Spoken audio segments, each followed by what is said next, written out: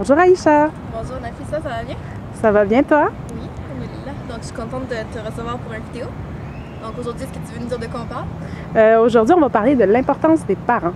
L'importance des parents. Donc est-ce que je te laisse débuter un peu? Je vais voir un peu où tu veux en venir. Le sujet que je voulais aborder, c'est plus dans le sens, qu'est-ce qu'on doit faire pour nos parents, dans le fond, pour leur montrer à quel point ils sont importants dans notre vie, puis qu'on doit les respecter. C'est peut-être des idées de qu'est-ce qu'on peut faire pour démontrer à nos parents ces choses-là. D'accord.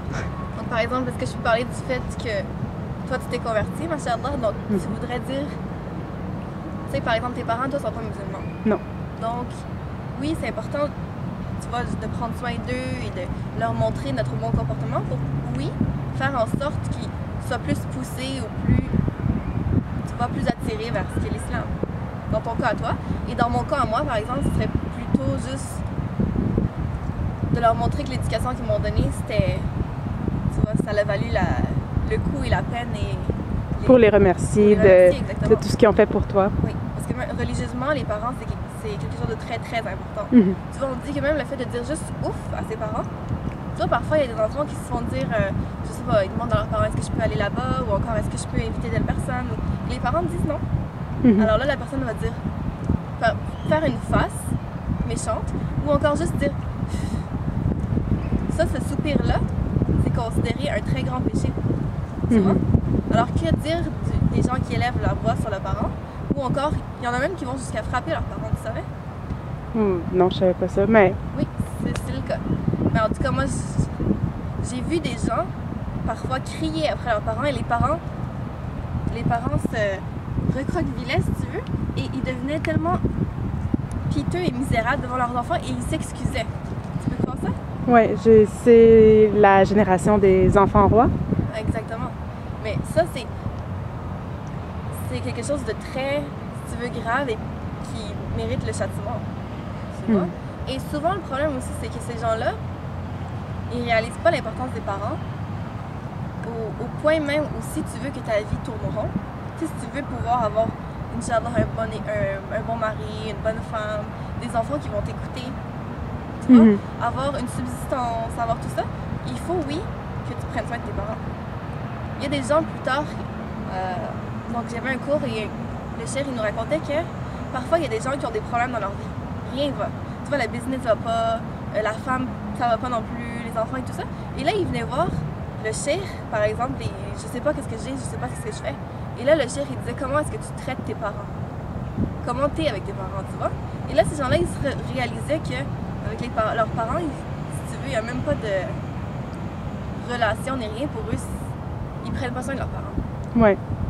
Une fois qu'ils sont mariés, ils oublient qu'il y avait des parents, puis ils se concentrent juste sur leur famille, puis... Oui, et même parfois avant. Tu vois, ça commence... C'est une escalade qui commence au plus jeune âge. Mais bien sûr, ça ici...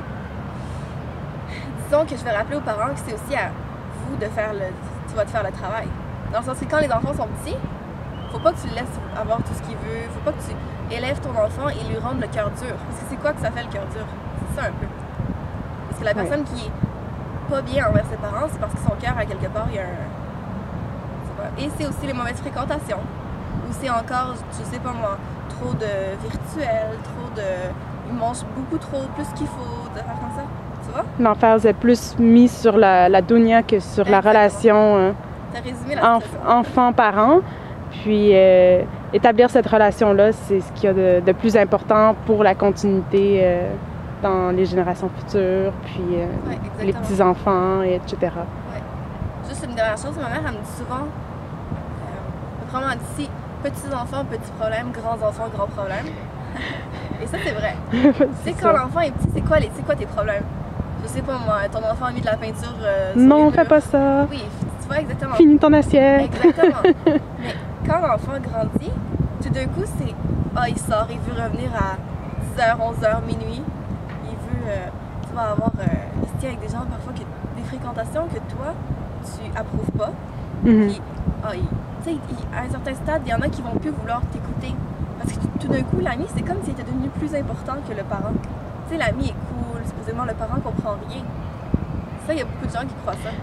Alors qu'en réalité, cher monsieur, dame, ton parent, il a passé par le même, tu vois, le même stade Les que mêmes toi. épreuves. Il a été jeune aussi un jour, puis il sait qu'à plus tard, quand vous avez des parents, vous allez comprendre.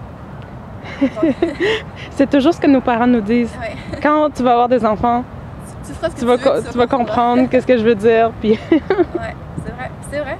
ouais, Inch'Allah. Ça résume bien la chose. Que la relation parent-enfant, il faut l'entretenir Exactement. pour qu'elle puisse s'épanouir. Parfait. Merci beaucoup, Nafissa. Merci à toi.